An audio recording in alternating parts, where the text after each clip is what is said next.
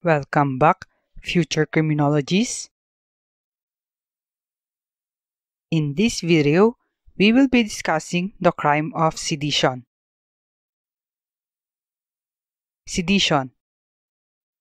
Sedition consists of making disturbances, commotions, or resorting to acts of violence or destruction, or violation of public peace and order, for the purpose of expressing discontent, disagreement, disapproval, opposition, criticism to a government policy, program, or course of action, or to a law, rule, or regulation, or to a government official or his official action, or to members of social class.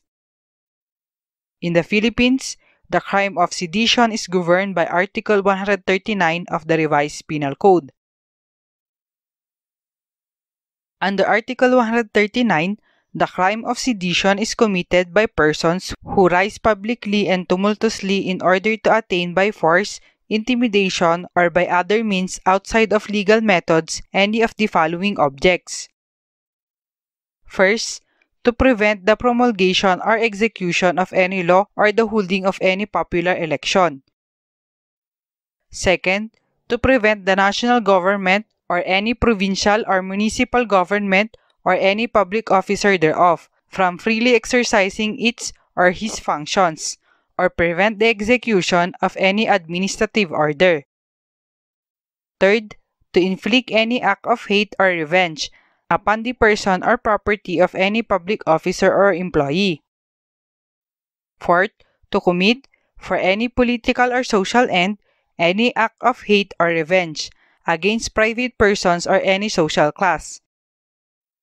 And fifth, to despoil for any political or social end any person, municipality or province, or the national government of all its property or any part thereof.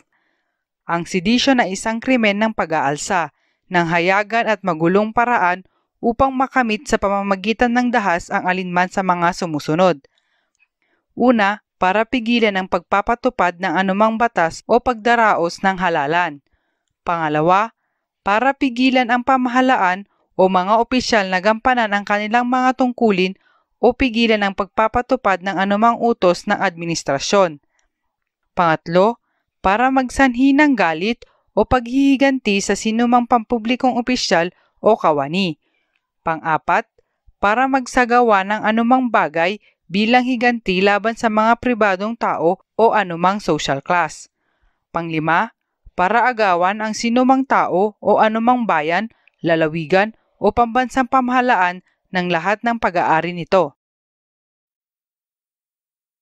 Next, from the definition, we can now enumerate the elements of the crime of sedition, to wit, first element, offender rise publicly and tumultuously, may pag-aalsa ng hayagan at sa magulong paraan.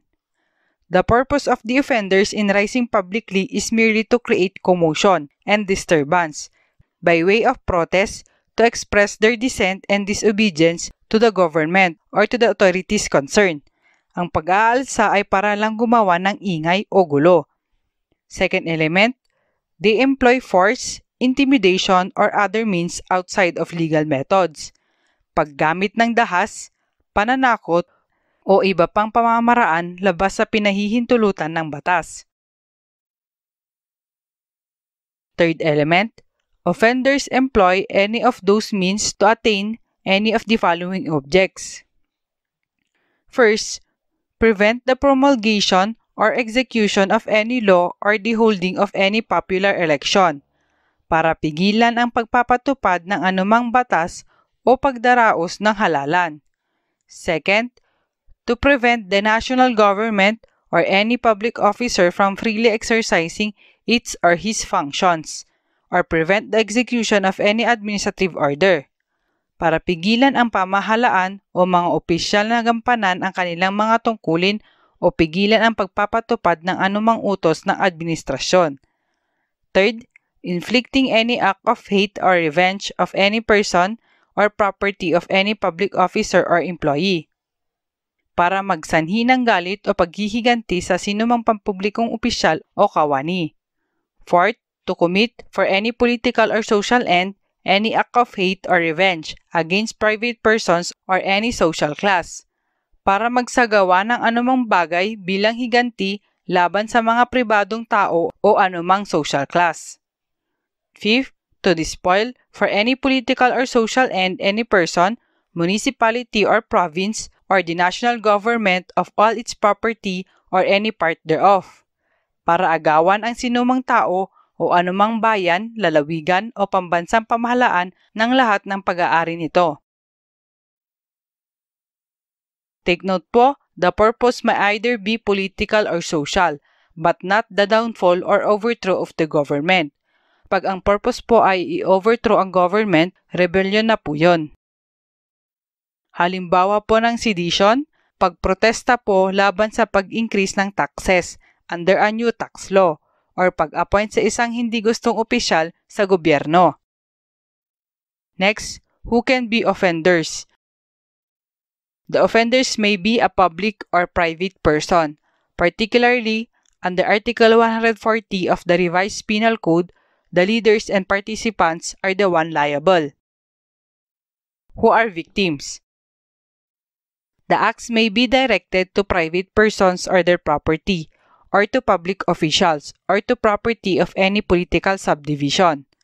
Halimbawa ng private persons, pagprotesta sa labas ng SM malls dahil sa posibleng pagkamatay ng maliliit na mga negosyo. That's all for this topic. Thank you for watching. If you like this video, don't forget to share it and to subscribe.